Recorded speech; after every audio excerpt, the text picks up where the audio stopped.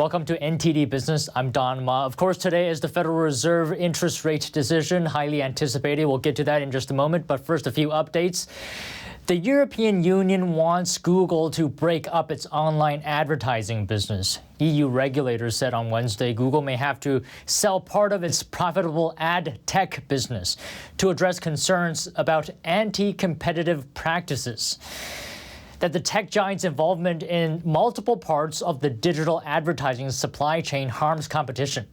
It's the first time the EU has told the tech giant that it should split up key parts of its business over violations of EU's strict antitrust laws. Though details on what that could look like are not clear following the preliminary finding. Google's 2022 advertising revenue amounted to $224 billion. Its ad tech business accounted for 79% of total revenue last year. Google said it disagrees with the allegations. And Bud Light is no longer the top-selling beer in the U.S. It lost its top spot in the U.S. beer market to Modelo Especial. This is following a boycott of Bud Light after it teamed up with transgender influencer Dylan Mulvaney. Modelo Especial, by Constellation Brands, became the top-selling beer in May, overthrowing Bud Light from its top spot it has held for more than 2 decades. Modelo Especial had an 8.4% share of overall beer sales through retail stores for the period ending June 3rd. This is according to Bump Williams data. Bud Light came in second with a 7.3% share. So back in April, Mulvaney posted a series of videos plugging Bud Light and showing off the personalized can. Mulvaney's engagement with Bud Light sparked outrage among many conservatives, some of whom accused the brand of promoting a transgender agenda and called for a boycott. And Shell is scrapping a plan which aimed to cut oil production by 20% by 2030. The company said it will maintain output at current levels instead. This is a move that risks angering climate activists. Shell plans to spend around $40 billion on oil and gas production and trading between 2023 and 2025.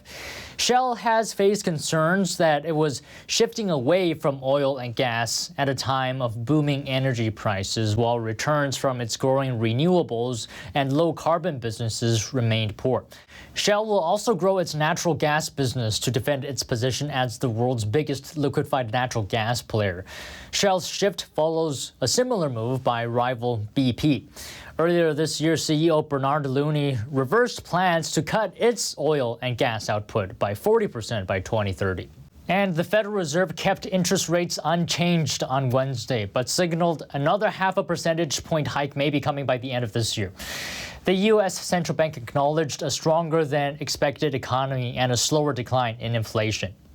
We have to get inflation down to 2%, and we will. And we just don't see that yet. So, hence you see today's policy decision, both to write down further rate hikes by the end of this year, but also to moderate somewhat the pace with which we're moving.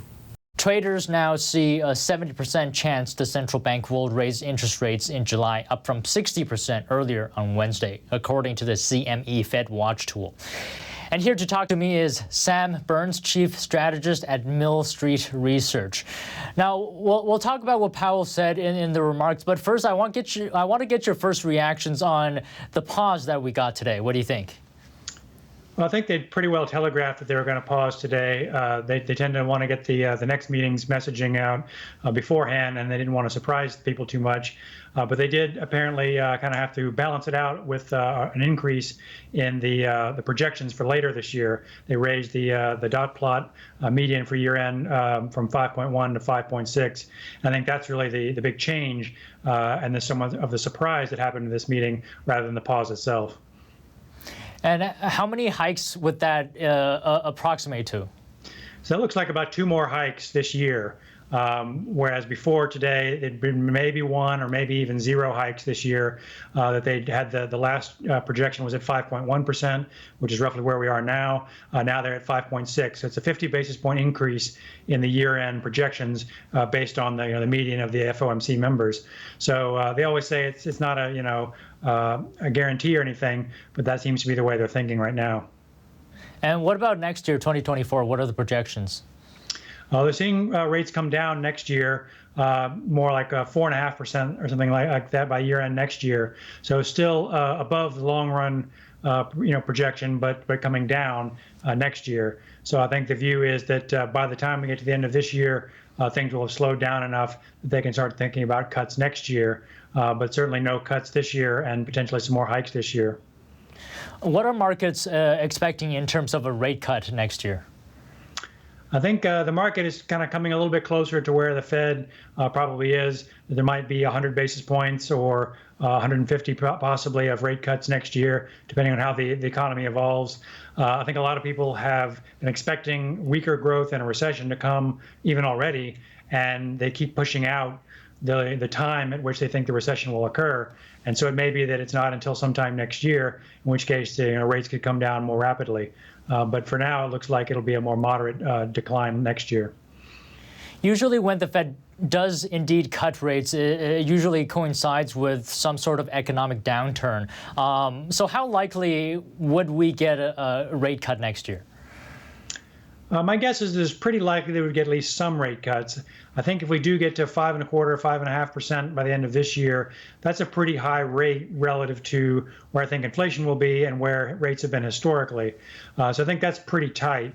I think you could certainly justify a lower rate than that next year if growth slows and if inflation comes down as it's projected to. If you're in the 2.5% to 3% inflation rate or lower, I think a 5 or 5.5% policy rate would look too high. So you could definitely come down from there and still be without a crisis and still kind of have a normal rate environment. I'm sure there are a lot of bullish indicators, but a lot of bearish indicators as well for an economic downturn. What are some of those? What's pointing to that the economy will slow down? I think the main question is whether the lagged effects of interest rate increases that have happened to date will show up in the next, say, 6 to 12 months. They haven't really so far, but that there will be a lagged impact on, say, the housing market, which has held up relatively well, even with mortgage rates being as high as they are, or the labor market, which again has proven quite resilient. But there's some people that argue that will shift quickly once companies have kind of filled up all the spots. That'll rotate quickly toward cutting jobs and trying to cut costs.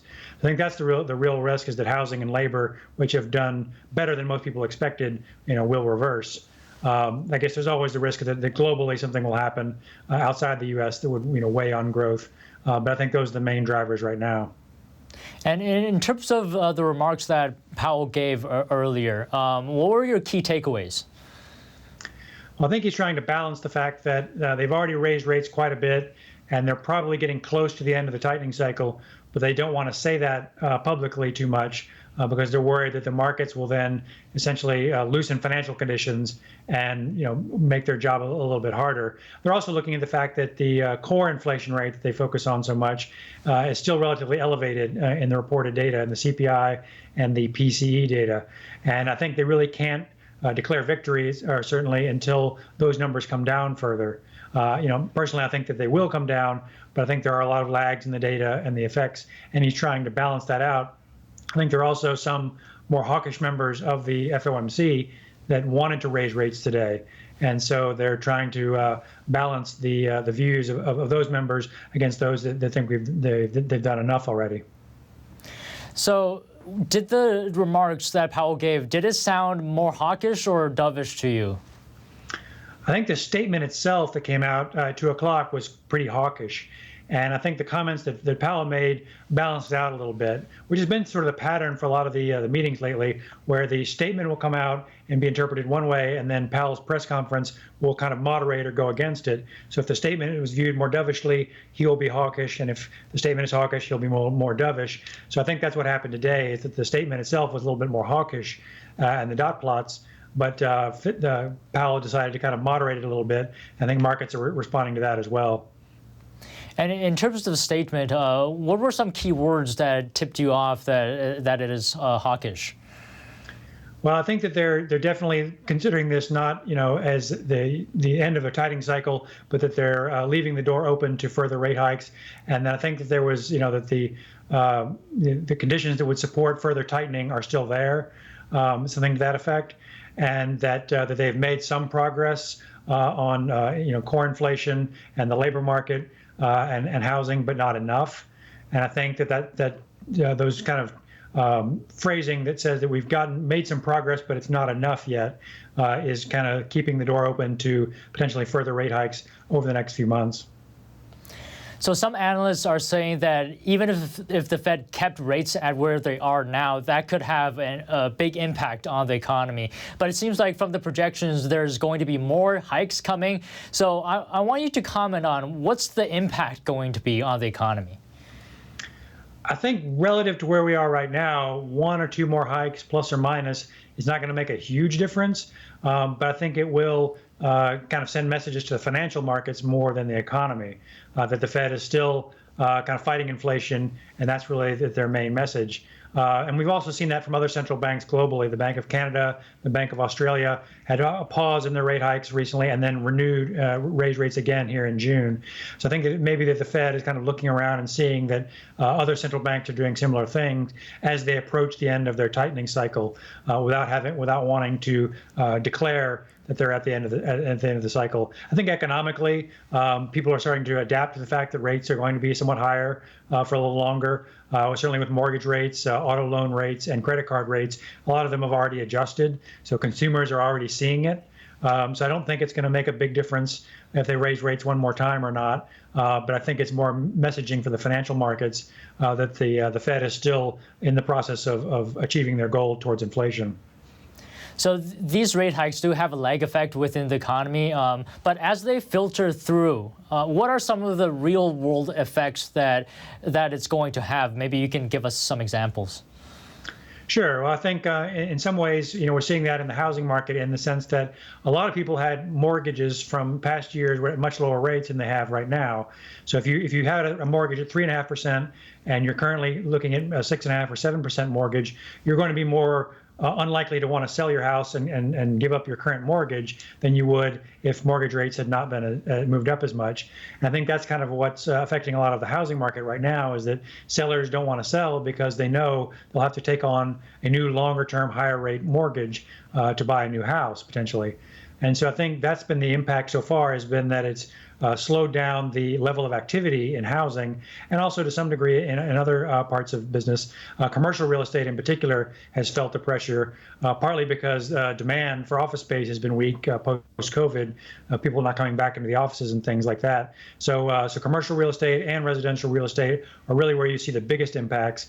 Residential real estate has held up a lot better than most people expected because there is an underlying demand for housing. There is not potentially the same demand for commercial real estate. So those are really the swing areas. You also see it in autos.